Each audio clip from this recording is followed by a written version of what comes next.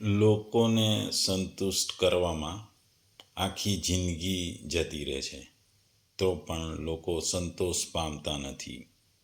માટે જ કહેવાય છે કે એકને એક માત્ર ભગવાનની ભક્તિ કરી ભગવાનને સંતુષ્ટ કરો તો આખું જીવન સાર્થક થઈ જાય છે. ભગવદ્ ગીતા અધ્યાય 4 શ્લોક 35. ટૂંકમાં ગુજરાતીમાં આ શ્લોકને કહીએ તો, અને જ્યારે તે આ રીતે સત્યને જાણી લીધું હશે ત્યારે તું આવા મોહમાં ફરી કદી પડીશ નહીં, કારણ કે તું જાણીશ કે બધા જીવો મારા જ અંશ છે અને તેઓ મારા છે. બીજા શબ્દોમાં કહીએ તો જેને જાણ્યા પછી ફરીથી તું આ રીતે મોહને નહીં પામે, તેમજ હે પાંડુપુત્ર, જે જ્ઞાનથી તું સમગ્ર ભૂતોને નિશેષ ભાવે પહેલાં પોતાનામાં અને પછી મુજ સચ્ચિદાનંદન પરમાત્મામાં જોઈશ. ભગવાને આગલા શ્લોકોમાં તત્વજ્ઞાન પ્રાપ્ત કરવાની પ્રચલિત ગુરુ પ્રણાલીનું વર્ણન કર્યું. હવે ભગવાન આ શ્લોકમાં તત્વજ્ઞાનનું વાસ્તવિક મહાત્મ્ય બતાવે છે. એટલે ભગવાન કહે છે કે ગુરુજનો પાસેથી તત્વજ્ઞાન શીખવાની વિધિ અને એનું ફળની આ શ્લોકમાં ભગવાન ચર્ચા કરે છે. અહીં ભગવાન કહે છે કે જ્ઞાની મહાપુરુષો વડે ઉપદિષ્ટ તત્વજ્ઞાનનું વાચક છે અને તે ઉપદેશ પ્રમાણે પરમાત્માના સ્વરૂપને સંપૂર્ણ રીતે પ્રત્યક્ષ કરી લેવું, એ જ તે જ્ઞાનને જાણવું એમ કહેવાય.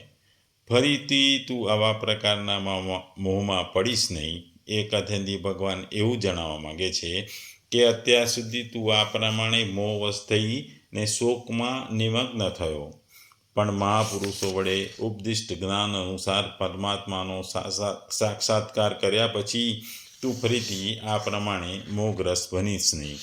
કારણ કે રાત્રે સર્વત્ર અંધકાર ફેલાયેલો હોય છે, પણ સૂર્યોદય થયા પછી તે અંધકાર રહેતો નથી. તે જ રીતે પરમાત્માના સ્વરૂપનું યથાર્થ જ્ઞાન થયા પછી હું કોણ છું, સંસાર શું છે, માયા શું છે, બ્રહ્મ શું છે વગેરે કશું પણ જાણવાનું શેષ રહેતું નથી. ફળ સ્વરૂપે શરીરને આત્મા સમજીને તેનાથી સંબંધ ધરાવતા પ્રાણીઓ અને પદાર્થોમાં મમતા રાખવી, શરીરની ઉત્પત્તિ વિનાશને આત્માના જન્મ મરણને માનીને તે સર્વે સંયોગ વિયોગમાં સુખી દુઃખી થવું અને અન્ય કોઈ પણ નિમિત્તથી રાગ દ્વેષ અને હર્ષ કરો વગેરે મોહજનિત વિકારો જરા પણ થતા નથી. લૌકિક સૂર્યનો તો ઉદય પામીને અસ્ત પણ થાય છે અને તેનો અસ્ત થયા પછી ફરીથી અંધકાર છવાઈ જાય છે, પણ આ જ્ઞાનના સૂર્યનો એકવાર ઉદય થયા પછી ક્યારેય તેનો અસ્ત થતો નથી. પરમાત્માનું આ તત્વજ્ઞાન નિત્ય અને અચળ છે, તેને ક્યારેય અભાવ થતો નથી. તેથી પરમાત્માનું તત્વજ્ઞાન થયા પછી ફરીથી મોહની ઉત્પત્તિ થઈ શકે નહીં. ઈશાવાસ્યોપનિષદમાં 7મા શ્લોકમાં શ્રુતિ કહે છે કે જ્યારે તત્વજ્ઞાનને પામી ગયેલ પુરુષ માટે સમસ્ત પ્રાણીઓ આત્મ સ્વરૂપ થઈ જાય છે, ત્યારે એક તત્વદર્શી પુરુષ વળી કેવો શોક અને કેવો મોહ, અર્થાત તે શોક કે મોહનું કશું જ થતું નથી. આ સંદર્ભમાં એક વાર્તા યાદ આવે છે. એક ગુરુ આશ્રમ ચલાવતા હોય છે, એમાં ઘણા શિષ્યો હોય છે. આમાંથી 2 શિષ્યો એમના ખૂબ જ માનીતા હોય છે અને એમને પોતાના ઉત્તરાધિકારી માટે આ 2 શિષ્યોમાંથી કોઈ એકને તેઓ નીમવા માગતા હતા. આથી એમણે પોતાના આપેલા જ્ઞાનની અને પોતે આપેલા જ્ઞાનની કસોટી કરવા માટે એ બંને શિષ્યને પોતાની પાસે બોલાવે છે. આ બંને શિષ્યોને ભગવાનની હાજરીમાં ભગવાનની પૂજા કરાવીને તેમને બંનેને એક કબૂતરનું પૂતળું, એટલે કે કબૂતરનું જે રમકડું હોય એ હાથમાં આપે છે અને કહે છે કે તમારે આ કબૂતરને ગરદન તોડી નાખવાની, પણ આ તમે જ્યારે ગરદન તોડો ત્યારે કોઈ પણ વ્યક્તિ તેને જોતો ન હોય. આ કબૂતરો આપી ગુરુ પોતાના ધ્યાનમાં લાગી જાય છે. આ બે શિષ્યો આ કબૂતરના જે રમકડું હોય છે એ લઈને બહાર નીકળે છે. બંને જણે વિચાર કરે છે કે કોઈ પણ રીતે કોઈ જોવે નહીં એ રીતે આ કબૂતરના રમકડાની ડોક તોડવાની છે. એટલે બંને જણ જંગલમાં ઘણા દૂર જતા રહે છે. એક જણ જંગલમાં ખૂબ જ દૂર જાય છે અને ઝાડીમાં બેસીને એ ગરદન તોડવાનો પ્રયત્ન કરે છે.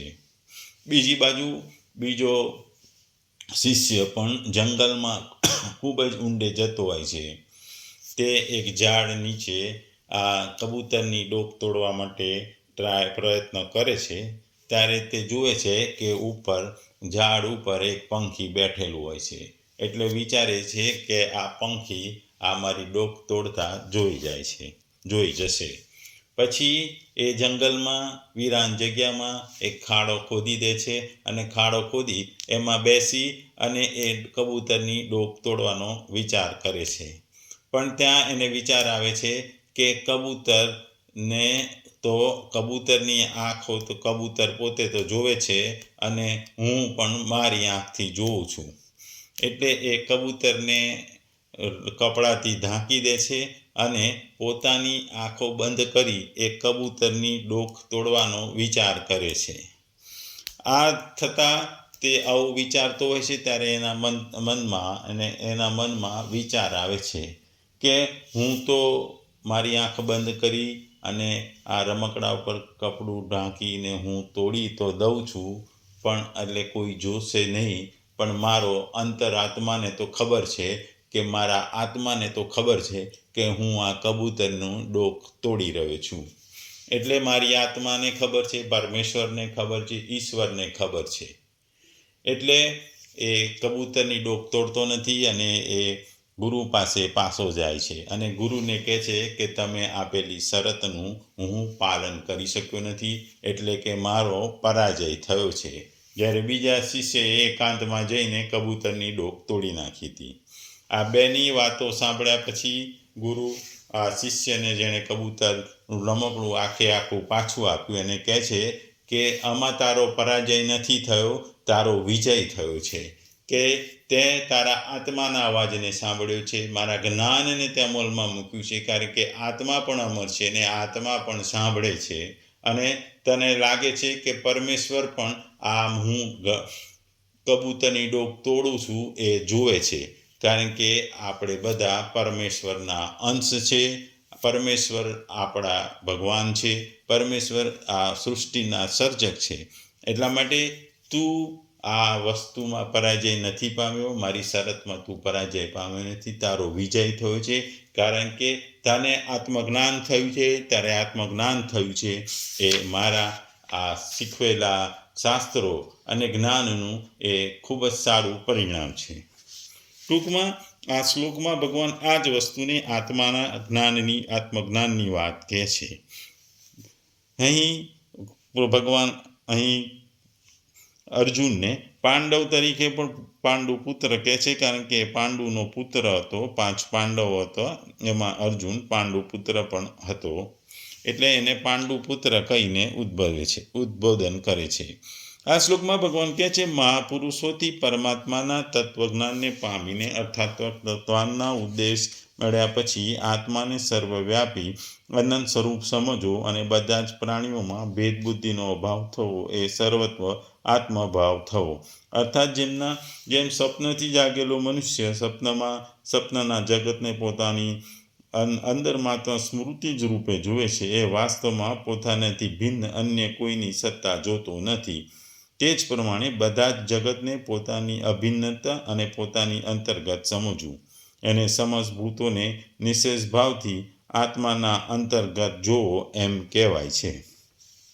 આ પ્રમાણે આત્મજ્ઞાન થઈ જવાથી મનુષ્ય શોક અને મોહનો સર્વથા ત્યાગ કરે છે અને અભાવ થઈ જાય છે. સમસ્ત ભૂતોને સચ્ચિદાનંદન પરમાત્મામાં જોવા એ પૂર્વોક્ત આત્મદર્શન રૂપી સ્થિતિનું ફળ છે. અને એ જ પરમપદની પ્રાપ્તિ, નિર્વાણ બ્રહ્મની પ્રાપ્તિ અને પરમાત્મામાં પ્રવેશ થવું પણ કહી શકાય. આ સ્થિતિને પહોંચેલો પુરુષનો હાવભાવ સંપૂર્ણપણે નષ્ટ થાય છે ત્યારે તે યોગીની પરમાત્માની પૃથક કોઈ સત્તા રહેતી નથી. માત્ર એક સચ્ચિદાનંદન બ્રહ્મ જ રહે છે. તેના વડે બધા જ ભૂતોને પરમાત્મામાં સ્થિત જોવા એ પણ શાસ્ત્રની દ્રષ્ટિએ માત્ર કહેવા પૂરતું જ હોય છે. કારણ કે તેના માટે દ્રષ્ટા અને દ્રશ્યનો ભેદ રહેતો નથી. તો પછી કોણ જુએ અને કોને જુએ? આ સ્થિતિ વાણીથી સર્વદા અતીત હોય છે. તેથી વાણીથી તો તેનો માત્ર સંકેત આપી શકાય છે.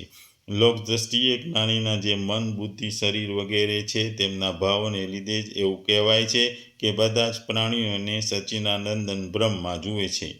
કારણ કે વસ્તુ તો તેની બુદ્ધિ સંપૂર્ણ જગતમાં જેમ પાણીમાં બરફ, આકાશમાં વાદળ અને સ્વર્ણમાં આભૂષણોની જેમ બ્રહ્મરૂપ થઈ જાય છે. કોઈ પણ પદાર્થ કે પ્રાણી બ્રહ્મથી ભિન્ન રહેતો નથી. આગળના 6થા અધ્યાયના 27મા શ્લોકમાં યોગીનું બ્રહ્મભૂત થવું અને 29મા શ્લોકમાં તથા સર્વત્ર સમદર્શી યોગી વડે બધા જ ભૂતોને આત્મામાં સ્થિત જોવા અને બધા ભૂતોમાં આત્માને સ્થિત જોવો એમ બતાવવામાં આવ્યું છે. ટૂંકમાં આ શ્લોકમાં ભગવાન આપણને આત્મજ્ઞાનની વાત કરે છે, તત્વજ્ઞાનની વાત કરે છે, જે ગુરુ દ્વારા આપણને મળે છે. તત્વજ્ઞાનની પ્રાપ્તિ અથવા જ્ઞાનની નિવૃત્તિ એક જ વાર થાય છે ને તે હંમેશને માટે થાય છે. મતલબ તે તત્વજ્ઞાન વારંવાર પ્રાપ્ત થતું નથી. એકવાર અનુભવમાં આવી ગયું તો એ હંમેશના માટે આવી જાય છે. કારણ કે જ્યારે અજ્ઞાનની સ્વતંત્ર સત્તા જ નથી તો પુનઃ અજ્ઞાન કઈ રીતે થાય? તેથી નિત્ય નિવૃત્ત એવા અજ્ઞાનની જ નિવૃત્તિ થાય છે અને નિત્ય પ્રાપ્તિ તત્વજ્ઞાનની પ્રાપ્તિ થાય છે. તત્વજ્ઞાન થયા પછી મોહ રહેતો નથી. કારણ કે વાસ્તવમાં મોહ છે જ નહીં. નાશ એનો થાય છે જે છે જ નહીં અને પ્રાપ્ય એ જ થાય છે જે હોય છે. ટૂંકમાં તત્વજ્ઞાનનું મહત્વ છે.